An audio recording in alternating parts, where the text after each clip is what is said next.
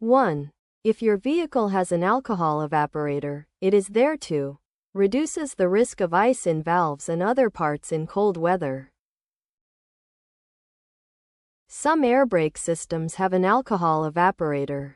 What might happen if you don't keep the unit filled with alcohol?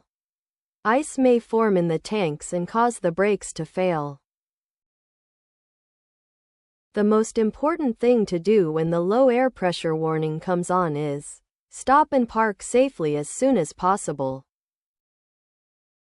The driver must be able to see a low air pressure warning that must come on before pressure in the tanks fall below 60 psi. To check the free play of manual slack adjusters on S-cam brakes, you should park on level ground, chalk wheels, and release the parking brakes. If your vehicle has an alcohol evaporator, every day during cold weather you should check and fill the alcohol level.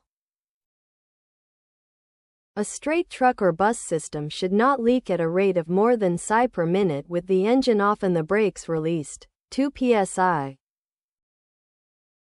A slack adjuster probably needs adjustment if it moves more than _inch when you pull on it, 1 inch.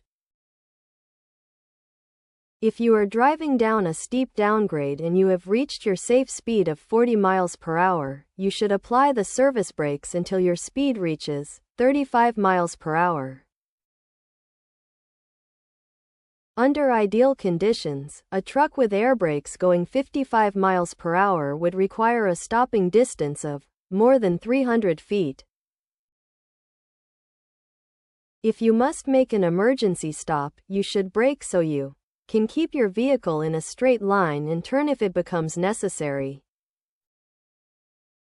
The stoplight switch turns on the brake lights to warn others behind you.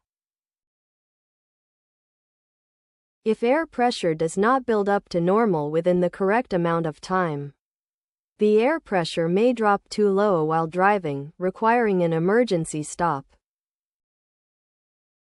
If the spring brakes are on, when should you push the brake pedal? Never.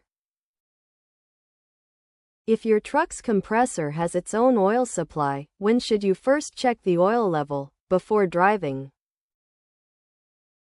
The air loss rate for a straight truck or bus with the engine off and the brakes on should not be more than 3 psi in 1 minute. Air brakes take more time to stop than hydraulic brakes because air brakes need to have airflow through the lines to work. How often should you drain the water and oil from your air tanks? At the end of each day of driving. The spring brakes on trucks will bring it to a stop automatically when air pressure falls to what range? 20 to 45 psi. During normal driving, spring brakes are usually held back by air pressure. The brake pedal in an air brake system controls the air pressure applied to put on the brakes. The brake system that applies and releases the brakes when the driver uses the brake pedal is what system? Service system. All air brake equipped vehicles must have what? Supply pressure gauge. If your truck or bus has dual parking control valves, you can pressure from another tank to release the spring brakes to move the vehicle in an emergency. The most common type of foundation brake found on heavy vehicles is the S-cam drum brake. Parking or emergency brakes of trucks and buses can be legally held on by spring pressure. Under normal conditions, in order to engage the parking brake, the driver must first let the air out of the system. For an air brake systems in good condition, the air compressor should start pumping at 100 psi. The use of brakes on a long and/or steep downgrade is only a supplement to the braking effect of the engine.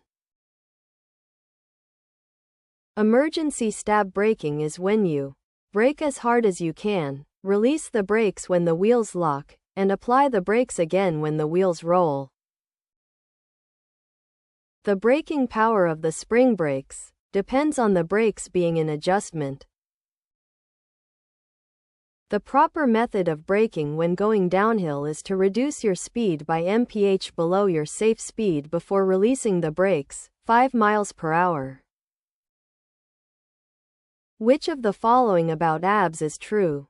ABS changes the way you brake in an emergency. If your ABS is not working, you should drive normally but get the system serviced soon.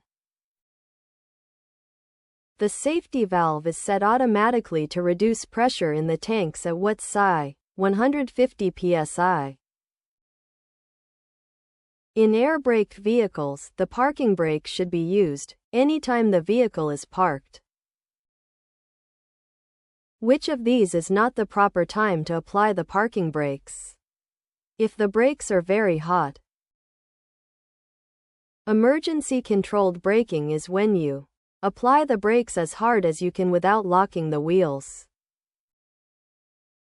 The application pressure gauge shows you how much pressure, the pressure you are applying on the brakes. The supply pressure gauge shows how much pressure is in the air tanks.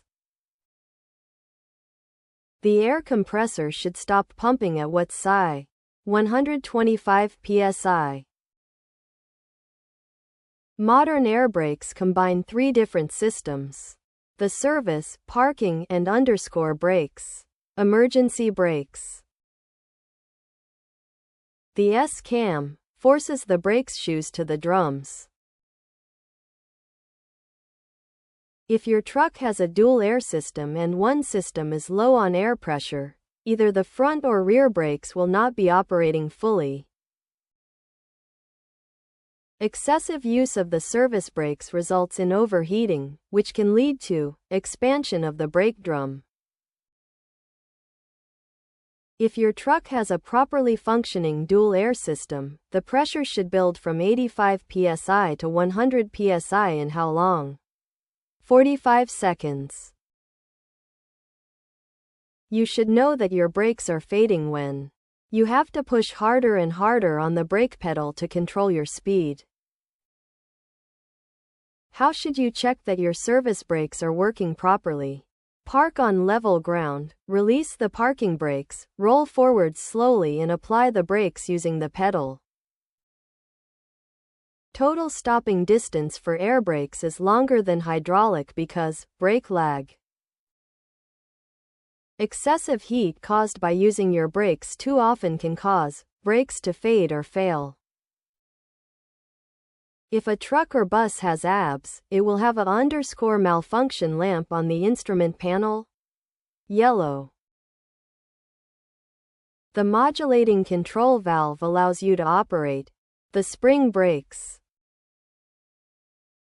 Cracks in the drum cannot be longer than the width of the friction area, 1/2. The air brake lag at 55 miles per hour adds how many feet of stopping distance? 32 feet.